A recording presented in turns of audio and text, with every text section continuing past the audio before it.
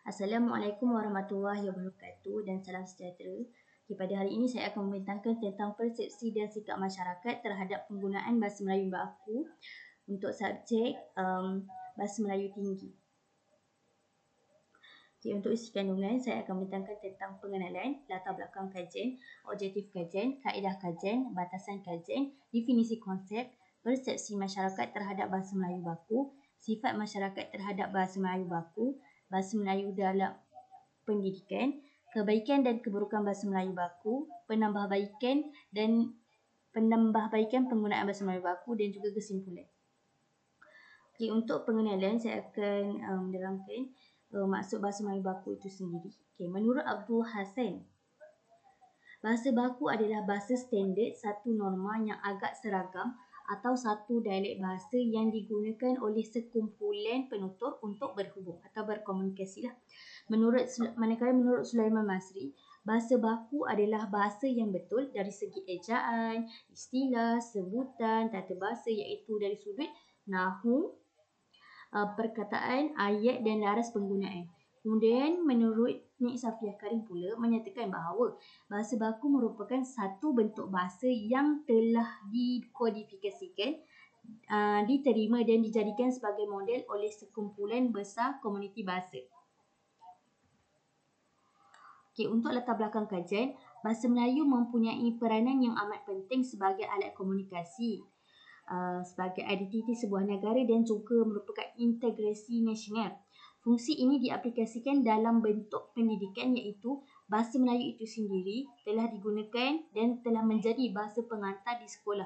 Walau bagaimanapun, masih timbul sikap dan persepsi masyarakat Melayu itu sendiri terhadap penggunaan bahasa Melayu baku. Maksudnya masih wujud persepsi lain tentang penggunaan bahasa Melayu baku. Untuk objektif dan kaedah kajian, objektifnya yang pertama adalah mengenal pasti sikap dan persepsi masyarakat terhadap bahasa Melayu baku. Yang kedua, untuk mengkaji tahap penggunaan bahasa Melayu baku terhadap masyarakat.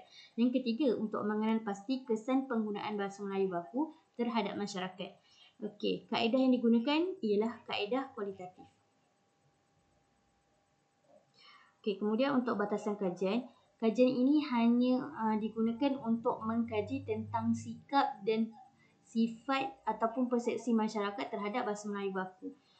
Untuk definisi konsep, saya ambil dari tajuk tadi, yang mana sikap bermaksud tingkah laku atau akhlak atau perilaku seseorang. Kemudian persepsi maksudnya adalah gambaran atau bayangan dalam hati atau fikiran seseorang tentang sesuatu perkara. Bahasa Melayu baku pula ialah satu bahasa yang teratur dan mantap dari pelbagai aspek seperti ejaan, bentuk kata, tata bahasa dan ia diterima oleh masyarakat sebagai norma penggunaan yang betul ataupun sahih, iaitu bahasa standard. Masyarakat pula membawa maksud sebuah kumpulan manusia yang mana hidup bersama di suatu tempat dengan aturan dan cara tertentu. Kemudian persepsi masyarakat terhadap bahasa Melayu baku. Persepsi yang pertama ialah penggunaan bahasa Melayu baku ni tidak lagi dititik beratkan dengan cara yang betul kerana bahasa Melayu yang asal telah bercampur dengan pelbagai sistem ejaan dan pertuturan yang tidak betul. Maksudnya bahasa Melayu baku telah mengalami campur aduk lah. Maksudnya ada berlaku selanga dan sebagainya, macam dah bercampur dan tak asli. Kemudian yang kedua, persepsinya ialah semakin hari semakin dapat dilihat bahasa Melayu kelihatan kurang berkualiti berbanding bahasa lain. Ini kesan daripada tadi, daripada campur adukkan bahasa, kemudian bahasa menjadi kurang berkualiti lah daripada bahasa lain. Bahasa Melayu ni. Seterusnya, penggunaan bahasa Melayu yang tidak betul bukan sahaja berlaku dalam kalangan para pelajar, bahkan dalam kalangan penjawat awam juga turut berlaku. Di sini kita pun dapat lihat pandangan masyarakat bahawa penggunaan bahasa Melayu baku ni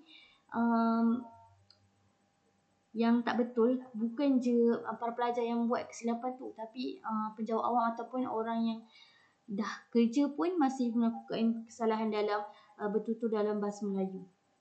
Seterusnya, sikap masyarakat terhadap bahasa Melayu baku.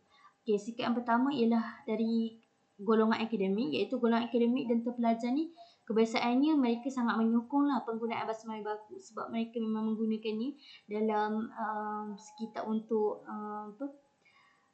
menimba ilmu. Jadi mereka menggunakan dan mereka sangat menyokong penggunaan bahasa Melayu baku. Seterusnya yang kedua, bahasa Melayu baku dianggap sebagai bahasa asli, bahasa yang formal serta penting dan digunakan dalam pendidikan seharian, penulisan ilmiah dan majlis yang formal. Bahasa Melayu baku dianggap sebagai tanda yang merujuk kepada profesional dan ketinggian sebuah ilmu. Dan seterusnya, sebahagian penutur dialek bahasa Melayu baku dianggap susah untuk digunakan. Maksudnya dekat sini, ada sebahagian penutur dialek yang biasa biasa mereka menggunakan dialek sebagai bahasa perantara, tapi bila mereka tahu ada bahasa Melayu baku, jadi mereka susah nak aplikasi dalam kehidupan seharian mereka. Gitu. Seterusnya, sebahagian masyarakat terutama golongan muda atau pengguna bahasa secara harian menganggap bahasa Melayu baku terlalu bersifat formal.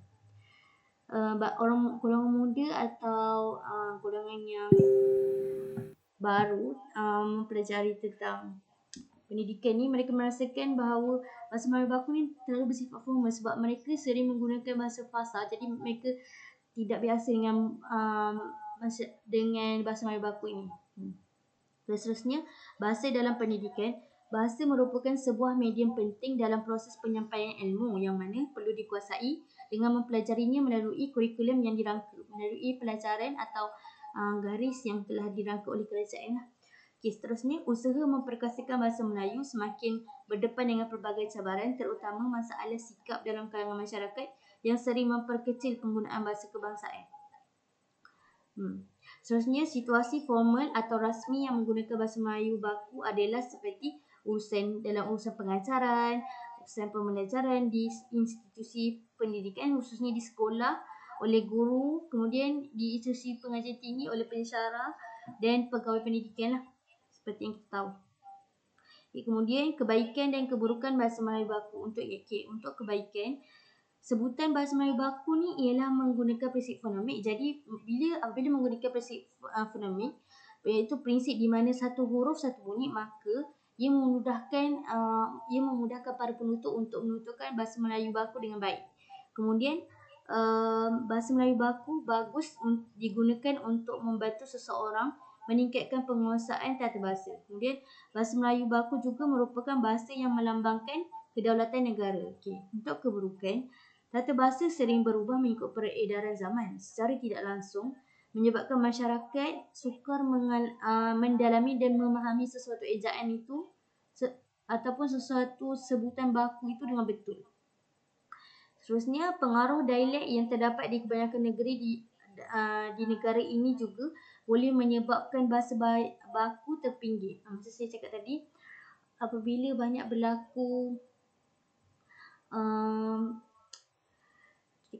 penggunaan dialek, penutur dialek ni, bila mereka sering menggunakan dialek mereka, jadi untuk mereka betul-betul menggunakan bahasa Melayu baku tu agak sukar bagi mereka. Tapi sebenarnya boleh digilap dan boleh diperbaikilah.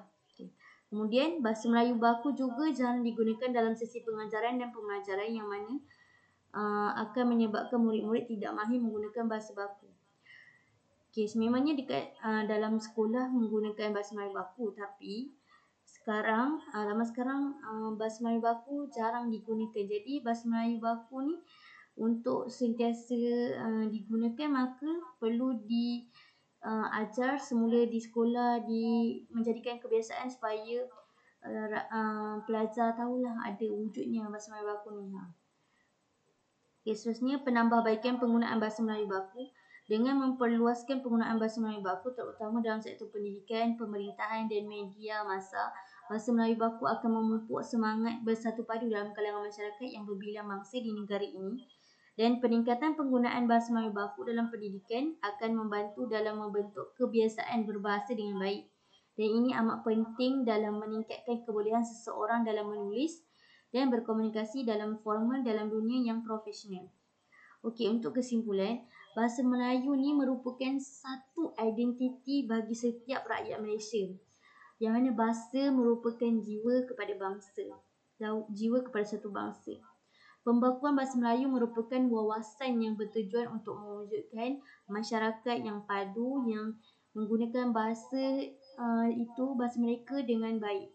Kemudian sebutan baku biasanya digunakan dalam majlis rasmi dan formal. Juga amat penting diteruskan dalam proses pengajaran dan pembelajaran bahasa Melayu di sekolah. Okey, kemudian di akhirnya dengan menggunakan bahasa Melayu yang betul, ini akan membina budaya berbahasa yang betul dari segi ejaan, sebutan huruf dan kata serta penggunaan tata bahasa yang baik dan istilah serta laras bahasa di kalangan para pelajar. Okey, itu je lah daripada saya. Sekian, terima kasih.